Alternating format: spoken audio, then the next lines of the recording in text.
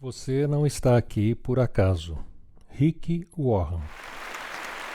O que dirige sua vida? A vida de todo indivíduo é dirigida por algo. A maioria dos dicionários define a palavra dirigir como guiar, controlar, direcionar. Ao dirigir um carro, um prego ou uma bola de golfe, estará naquele momento guiando, controlando e direcionando. Qual é a força que dirige sua vida? Neste exato momento, você pode estar sendo dirigido por um problema, por alguma pressão ou por um prazo limitado. Talvez esteja sendo dirigido por uma lembrança dolorosa, um temor que o persegue ou uma crença inconsciente. Existem centenas de circunstâncias, valores e emoções que podem dirigir sua vida. Eis aqui 5 dos mais comuns. Muitos são dirigidos pela culpa. Tais pessoas passam a vida inteira fugindo do remorso e ocultando sua vergonha. Pessoas dirigidas pela culpa são manipuladas por suas lembranças. Elas permitem que seu passado controle seu futuro. Frequentemente, culpam a si mesmas por sabotarem o próprio sucesso. Quando Caim pecou, sua culpa o fez sair da presença de Deus. E Deus disse: "Você será um fugitivo errante pelo mundo." Isso descreve a maioria das pessoas hoje em dia, perambulando pela vida sem propósito. Somos produtos de nosso passado, mas não temos de ser prisioneiros dele. O propósito de Deus não é restringido por seu passado. Ele transformou um assassino chamado Moisés em um líder e um covarde chamado Gideão em um corajoso herói. Ele também é capaz de fazer coisas maravilhosas com os próximos anos de sua vida. Deus é especialista em dar às pessoas um novo começo. A Bíblia diz: "Como é feliz o homem que tem suas desobediências perdoadas e seus pecados cobertos." Muitos são dirigidos pelo rancor e pela raiva. Apegam-se a mágoas sem jamais superá-las. Em vez de aliviarem sua dor por meio do perdão, revivem-na de contínuo em sua mente. Algumas pessoas dirigidas pelo rancor se fecham e interiorizam a raiva, enquanto outras explodem despejando-a nos outros. Ambas as reações são perniciosas e não trazem benefício algum. O rancor sempre o machuca mais do que a quem o causou, enquanto aquele que o ofendeu provavelmente esqueceu o insulto e seguiu com a vida. Você continua angustiado em sua dor, perpetuando o passado. Ouça: os que o feriram no passado não poderão continuar a magoá-lo, a menos que você se agarre à dor por meio do ressentimento. O que passou, passou. Nada mudará o passado. Você apenas machuca a si mesmo com sua amargura. Para seu próprio bem, aprenda com o passado e, em seguida, se afaste dele. A Bíblia diz: "Ficar desgostoso e amargurado é loucura, é falta de juízo, que leva à morte." Muitos são dirigidos pelo medo. Seus temores são provavelmente o resultado de experiências traumáticas e de expectativas ilusórias, do crescimento em um lar extremamente severo ou mesmo de predisposição genética. Independentemente do que tenha causado tal situação, pessoas dirigidas pelo medo, com frequência, perdem grandes oportunidades por terem medo de correr riscos. Em vez disso, comportam-se de maneira cautelosa, evitando arriscar-se e tentando manter a situação vigente. O medo é a autoimposição de um cárcere, que o impedirá de se tornar o que Deus pretende que você seja. Você tem de reagir contra isso com as armas da fé e do amor. A Bíblia diz: "No amor não há medo, ao contrário. O perfeito amor expulsa o medo, porque o medo supõe castigo." Aquele que tem medo não está aperfeiçoado no amor. Muitos são dirigidos pelo materialismo. Seu desejo de adquirir torna-se o único objetivo na vida. O impulso de sempre querer mais se baseia no conceito errôneo e que ter mais me tornará mais feliz, mais importante e mais protegido. Porém, esses três pensamentos são falsos. Posse somente trazem felicidade temporária. Uma vez que as coisas não se modificam com o tempo, acabamos nos entediando com elas e passamos a desejar modelos mais novos, maiores e melhores. Também é um mito a concepção de que quanto mais possuir, mais importante serei. Autoestima e patrimônio não são a mesma coisa. Seu valor não é determinado por suas posses, e Deus deixa claro que as coisas mais valiosas da vida não são os bens. O mito mais frequente a respeito do dinheiro é o que diz que, quanto mais dinheiro se tem, mais protegido se está. Isso não é verdade. Riquezas podem ser perdidas em um piscar de olhos, em virtude de uma enorme quantidade de fatores incontroláveis. A verdadeira proteção só pode ser achada naquilo que nunca poderão tomar de você: seu relacionamento com Deus. Muitos são dirigidos pela necessidade de aprovação. Permitem que as expectativas dos pais, dos cônjuges, dos filhos, de professores ou de amigos controlem sua vida. Muitos adultos ainda tentam ganhar a aprovação dos pais que nunca estão satisfeitos. Há ainda quem seja dirigido pela pressão social, sempre preocupando-se com o que os outros vão pensar. Infelizmente, os que seguem a multidão acabam normalmente perdidos nela. Não conheço todas as chaves do sucesso, mas uma chave para o fracasso é tentar agradar a todos. Ser controlado pelas opiniões dos outros é uma forma segura de deixar de lado os propósitos de Deus para a sua vida.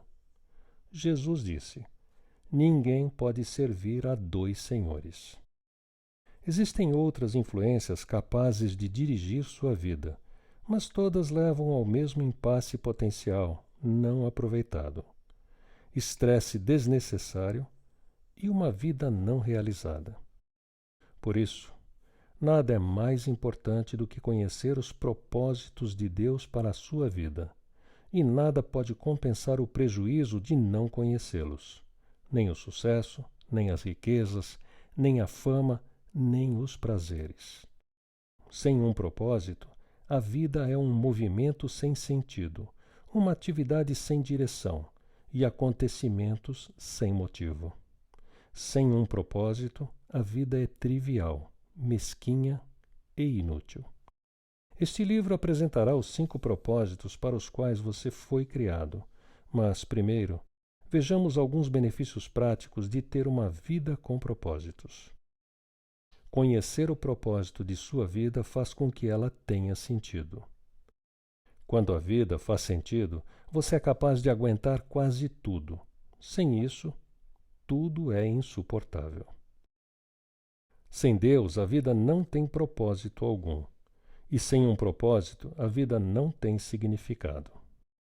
Sem um significado, a vida não tem relevância nem esperança.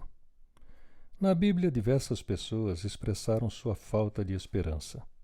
Isaías queixou-se: tenho me afadigado sem qualquer propósito. Tenho gastado minha força em vão e para nada. Jó disse: meus dias são vazios e sem esperança. E detesto a vida. Não quero mais viver. Deixa-me em paz, pois a minha vida não vale nada. A maior de todas as desgraças não é a morte, mas uma vida sem propósitos. Um jovem na casa dos 20 anos escreveu: sinto-me um fracassado, pois luto para me tornar algo e nem ao menos sei o que. Tudo o que sei fazer é sobreviver. Algum dia, se eu descobrir meu desígnio, sentirei que estou começando a viver. A esperança é tão essencial para a vida como o ar e a água. É preciso esperança para vencer. O Dr. Bernie Siegel descobriu que seria capaz de prever qual de seus pacientes com câncer apresentaria melhoras ao perguntar: você quer viver até os 100 anos de idade? Os que tinham profunda noção do propósito de sua vida respondiam sim, e eram aqueles com maiores probabilidades de sobrevivência. A esperança é gerada quando se tem propósitos. Se você tem se sentido sem esperança, não desista. Coisas maravilhosas acontecerão em sua vida quando começar a viver com propósitos. Deus diz: porque sou eu que conheço os planos que tenho para vocês, diz o Senhor. Planos de fazê-los prosperar e não de lhes causar dano. Planos de dar-lhes esperança e um futuro. Você pode ter a sensação de estar enfrentando uma situação impossível, mas a Bíblia diz: pelo seu grandioso poder operando em nós, Deus é capaz de fazer mais do que nós jamais ousaríamos pedir ou mesmo imaginar, infinitamente além de nossas mais sublimes orações, anseios, pensamentos ou esperanças. Conhecer seu propósito simplifica a vida. Ele define o que você faz e o que não faz. O propósito se torna o padrão pelo qual avalia quais ações são essenciais e quais não são. Você simplesmente pergunta: esta atividade me ajuda a cumprir o propósito de Deus para a minha vida? Sem um propósito claro, ficamos sem um alicerce sobre o qual fundamentar as decisões, destinar o tempo e empregar os recursos. A tendência será tomar decisões com base nas circunstâncias, nas pressões do momento e no humor do dia. Quem não conhece seu propósito tenta realizar além do que deve, e isso causa estresse e fadiga, gerando conflitos. É impossível fazer tudo o que as pessoas querem que você faça. Seu tempo só é suficiente para fazer a vontade de Deus. Se não consegue realizá-la por completo, significa que está tentando fazer mais do que Deus pretendia que fizesse ou que, possivelmente, está perdendo tempo com algo que não deveria. A vida dirigida por propósitos caracteriza-se por um estilo mais simples e uma agenda mais equilibrada. A Bíblia diz: a vida vistosa e arrogante é vida vazia. A vida simples e comum é vida plena. Isso também leva à paz de espírito. Tu, ó Senhor, dás paz e prosperidade às pessoas que têm uma fé firme, às pessoas que confiam em Ti. Conhecer seu propósito direciona a vida. Isso faz seus esforços e energias se concentrarem no que é importante. Você se torna eficiente ao ser seletivo. Faz parte da natureza humana distrair-se com assuntos de menor importância. Fazemos de nossa vida um jogo qualquer de passatempo. Henry David Thoreau observou que as pessoas vivem em desespero silencioso. Mas hoje, uma melhor descrição seria em distração sem objetivos. Mais gente parece um giroscópio, girando em ritmo frenético, sem jamais chegar a lugar algum. Sem um propósito definido, você continuará a alterar rumos, empregos, relacionamentos, igrejas e outras circunstâncias externas, na esperança de que cada mudança acabe com a confusão ou preencha o vazio em seu coração. Você pensa: talvez seja diferente desta vez. Mas isso não resolve o verdadeiro problema: a falta de foco e de propósito. A Bíblia diz: não viva descuidadamente, impensadamente. Certifique-se de que você compreende o que o Mestre quer. A capacidade de enfoque pode ser verificada na luz. A luz difusa tem impacto e energia reduzidos, mas é possível concentrá-la ao focalizá-la. Com uma lente de aumento, os raios do sol podem ser direcionados e atear fogo à grama ou a um pedaço de papel. Quando a luz é ainda mais concentrada, como em um raio laser, ela chega a cortar o aço. Não há nada tão potente como uma vida direcionada, vivida com propósito. Os homens e as mulheres de maior influência na história foram os que mais se concentraram numa direção. Um dos líderes mais resolutos da Bíblia, o apóstolo Paulo, disse: "Eu estou concentrando minhas energias unicamente nisto. Esquecer o que já passou e avançar para o que está à minha frente." Você tem feito isso? Se quer que sua vida tenha impacto, focalize-a. Deixe de ser inconstante. Pare de tentar fazer de tudo. Faça menos. Corte até mesmo as boas atividades e faça somente o que for mais importante. Jamais confunda a atividade com produtividade. Você pode estar ocupado sem ter um propósito, mas para quê? Paulo disse: "Aqueles de nós que almejam tudo o que Deus tem para nós, fiquem concentrados nesse alvo." Conhecer seu propósito estimula a vida. O propósito sempre produz entusiasmo. Nada traz mais vigor que um propósito claro. No entanto, a paixão se esvai quando falta propósito. Até mesmo levantar-se da cama se torna um fardo. É normalmente o trabalho sem sentido, não o excesso de trabalho que nos esgota, solapa forças e rouba nosso prazer. George Bernard Shaw escreveu: "Esta é a verdadeira alegria da vida. Ter um propósito reconhecido por você mesmo como digno.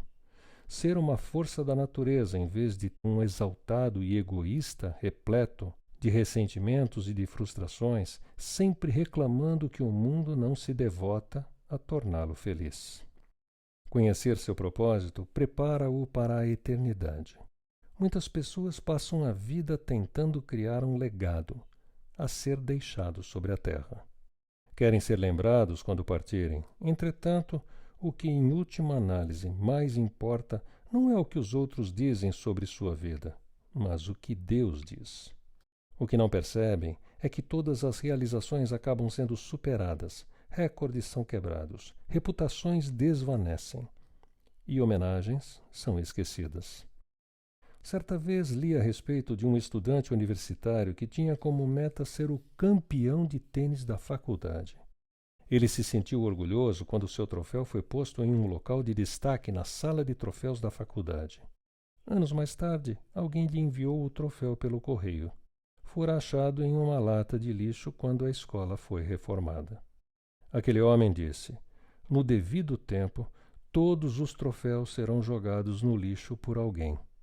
E estava certo. Viver para criar um legado na Terra é um objetivo tacanho. Uma utilização mais sábia do tempo é construir um legado eterno. Você não foi posto na Terra para ser lembrado. Você foi posto aqui para se preparar para a eternidade. Chegará o dia em que estará diante de Deus, e Ele fará uma auditoria em sua vida, um exame final, antes que entre na eternidade.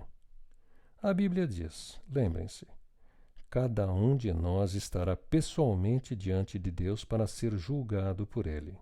Sim, cada um de nós terá que prestar contas de si mesmo a Deus. Felizmente, Deus quer que passemos nesse teste. Por isso, Ele nos entregou as perguntas antecipadamente. Pelo que diz a Bíblia, podemos supor que Deus nos fará duas perguntas fundamentais. Primeira: o que você fez em relação a meu filho Jesus Cristo? Deus não irá perguntar sobre seus antecedentes religiosos, nem sobre sua visão doutrinária. O único ponto importante será: você aceitou o que Jesus fez por você? Aprendeu a amá-lo e a confiar nele? Jesus disse: "Eu sou o caminho, a verdade e a vida. Ninguém vem ao Pai a não ser por mim." Deus quer que você conheça, ame e creia em seu Filho Jesus, que Ele enviou à Terra para nos revelar como Deus é e para nos perdoar e salvar. Segunda: o que você fez com o que lhe dei? O que você fez com sua vida? Todas as dádivas, talentos, oportunidades, energia, relacionamentos e recursos que Deus lhe deu? Você os gastou consigo mesmo ou os utilizou para os propósitos de Deus? Prepará-lo para essas duas perguntas é o objetivo deste livro. A primeira vai determinar onde você passará a eternidade.